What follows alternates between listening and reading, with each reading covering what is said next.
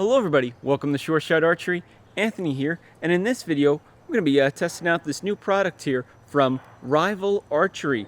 This is the Limitless Recurve Aperture, and it's a pretty cool design. It's a recurve aperture that's, well, clear, and it has no housing, which is definitely different from the norm. Usually you have some kind of metal or plastic housing, and then your little sight pin, dot or fiber is there in the middle. This has a stick-on dot on it, or, well, it comes available with some stick-on dots that are included. So we'll be checking that out, and we'll be seeing how this concept of having no housing, this freeness of not being stuck in a little thing that you got to look through. I don't know. We'll see how it works. We'll see how this product holds up too. First, though, let's break it out of its packaging. All right. So first off, with the packaging, I was actually pretty impressed for being a small archery company. They really do have their packaging dialed in, unless I'm missing something. But usually, and from my own personal experience as well, usually packaging is not the first thing that gets squared away. So it's really nice to see that it's pretty well put together. All right, so it comes apart basically just like the tubes biter plungers come in, just a smaller version. So I really like this design. Locks in well. There's padding on the top and bottom. Here is the aperture itself, nice and clear. No magnification to it. We're gonna have to add a dot on it though. Of course, it's got this little extension arm, and of course the threaded stuff. Let's see. With that, we have a user guide on this little adorable QR code right here. Very smart, saves on paper, and it's easier to look on your screen, on your phone or whatever, to see the directions. For this, of course, I'm gonna have to double check, but I'm assuming that this is like a centering thing, where you would line the two up so that you can center your dot correctly in the middle of this clear piece. Could be wrong. We'll find out when I actually scan the QR code and get the directions.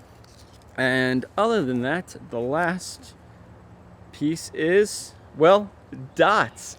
You have dots to put in, and we have orange, green, blue, and black. So no red. Some of the other companies do offer a red fiber, which is probably more close to like a red-orange, so the orange probably covers that pretty well. Green, I've seen that on a lot of other sites too. Blue and black, not so much, maybe a little bit more in the compound world. I don't know too many archers or any archers that use blue and black, but that's all right because you do have options for trying those things out, which is pretty neat. So let me get this all together and check out this user guide. Okay, so this actually has some pretty good step-by-step directions. Step 1, 2, 3, and, well, then you should be good to go after that. So basically the first thing you do, from my reading, is you pull back the blue backing tape on your dots, select which dot you want. You then put this little piece of paper that I said before. That is your alignment tool. Now you don't have to have it perfectly centered based on their instructions on their website here, because of the Limitless design, with it not having that housing around it. You can be a little bit off and you're not going to notice because, well, it's all clear. It's just floating there. With that, you then stick it on there like I have done here, and then you're supposed to press and hold for I believe it said 10 seconds. And then I should be able to pull this off and basically be good to go.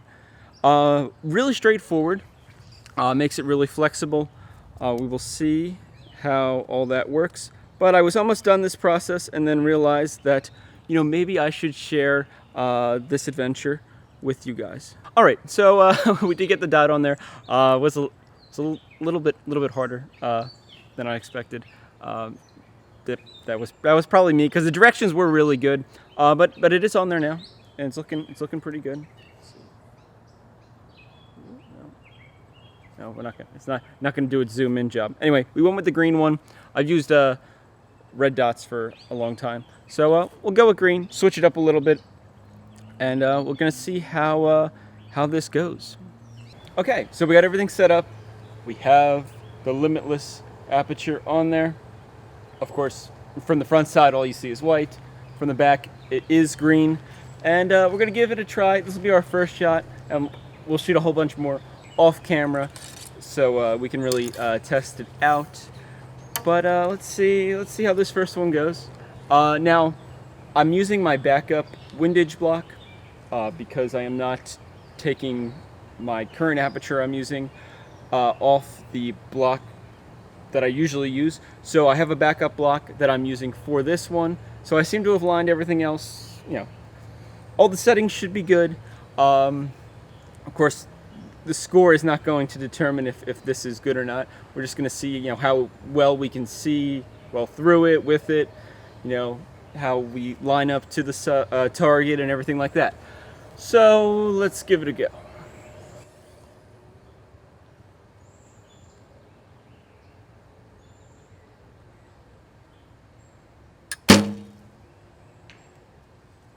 All right, well, the arrow hit the target, and this is really a pretty unique concept. In a way, it almost feels like the reverse. Shooting without the housing, the piece of metal around your dot or pin or whatever. This feels like the reverse, where in the past I've shot without a pin. I've shot with just an open circle, and you just kind of line yourself up with the target. This kind of feels like that, but you still have a dot. It is kind of freeing in a way, not having a solid object that's a circle that's blocking your view of the target. It's intriguing.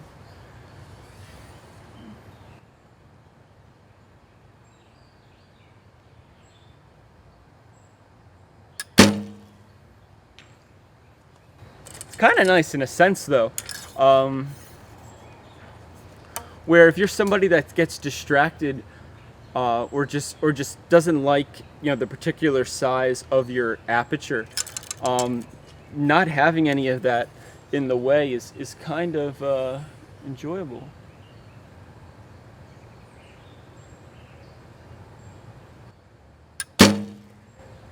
And it covers really nicely. So it's 70 meters. The clear part basically covers all the way out to about the 2-3 line. So where the black and the white rings meet, somewhere around there. May depend a little bit based on the archer and stuff like that, but you really can't see it out there. You gotta look for it.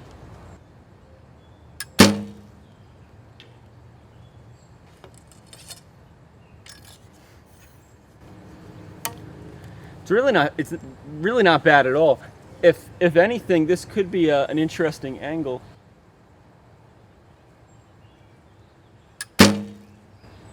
In terms of aperture development, because for so long we have been, stuck inside, the housing of a sight pin aperture, and now.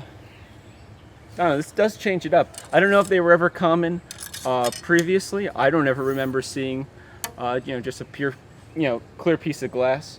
The only thing that may drive me crazy is if it gets dirty. That could be weird. If you accidentally touch it with your fingers or something. The only other thing I'd be interested in seeing too is rain and such. I know it says on their site they're supposed to be it's like a hydrophobic glass.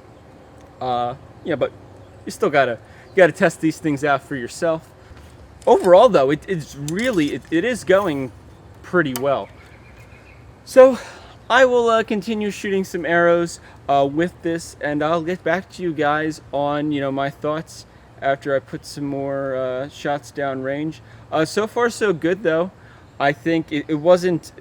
It's definitely not terrible, and if you're looking for a a different option. So far, I'm saying, go for it. Now, one other thing I've noticed so far with shooting this sight is at least the color green.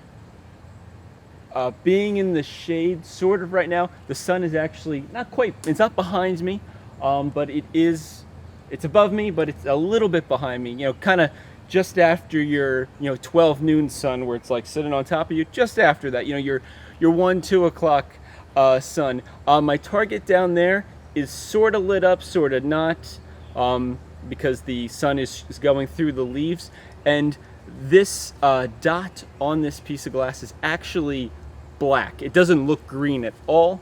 This is not a bad thing, but that's something else that I'm going to keep an eye on after I shoot this for a little bit, to see how at least this color green, or just the dots in general, how their effect changes based on the sun, especially since it's not a fiber, since my main sight that I shoot does have a fiber optic in it. So I'm used to it staying pretty bright in most conditions. Even that has some problems, at least here on my personal range in the morning, where the sun's glaring me right in the face, but my target's under a tree and it's fully shaded. Some of those extremes, even that sight that Aperture can't handle it. So we'll see how the Limitless one from Rival Archery holds up. All right, so we're back. It's been a week of testing out the Limitless Aperture by Rival Archery, and it's pretty good. Good enough that I'm actually going to be taking this to Buckeye Classic, which will probably be when this video goes up. I will actually probably be actively shooting the tournament. It's good enough that I am going to shoot a U.S. archery team event, a trial event, with this Aperture. I do have to say, I did end up changing out the green dot with the orange one. The green dot was just not cutting it for my particular shooting situation here at Sure Shot Archery, especially since my target downrange is usually in the shade most of the day, and then I kind of shoot in the shade over here. You can see it's kind of blotchy as the sun tries to, as it filters through the leaves of all the trees above me. So kind of an interesting situation. This should work great, and this dot color should work great on an open archery field with nothing going on, and it already works better than the green dot, in my opinion. I did not try the blue or the black, only because I figured if the green isn't working, blue and black are kind of darker, so I feel like it wouldn't be easier to see. Let's see. Other than that, in terms of this getting dirty and smudges, it hasn't been too bad at all. I think it's been pretty good. Maybe once a day I'll just carefully clean it off just to make sure there's nothing there. But I haven't really noticed a big problem with seeing a lot of debris and stuff in the Aperture when I'm looking downrange. I am really liking the lack of a whole housing here, where it's kind of constraining you to look through something. I like that. I'm enjoying the openness, and I don't know, maybe I'm shooting as good, if not maybe a slightly better than I did with my other Aperture. So I'm definitely not losing points. So we'll see how it goes. Not saying that this is going to suddenly solve all of your shooting problems. Most of that's probably 6 inches between your ears up there, but like most of us. Other than that, though, I do recommend it, and I'll keep you guys updated if there is a major problem. If it suddenly starts falling apart, I'll let you know. It seems pretty sturdy, though. The piece that attaches this, I guess you would say it's glass. It might be more like a plexiglass, to the screw here is actually a piece of metal as well. So that's been holding up great. Still looks good. Still looks brand new. I'll let you know if I manage to chip it or something. I have backup not backup ones of these, but I am bringing my usual sight that I always shoot with, which is the Excel Chef sight. Forget what it's actually called. RXC, I think. Anyway, Chef's version of that. I do still have that, so I do have a backup. But I think this one's going to serve me pretty well. Ironically, it's going to be on the old Shibuya sight windage block on the brand new Ultima RC Pro. But, you know, these things happen. Other than that, if I missed something or you want more clarification, let me know in the comments down below. And if there's, you know, depending on the feedback or what the questions are, I'll probably answer them individually. Or I might just make a whole nother video like I did for this site here.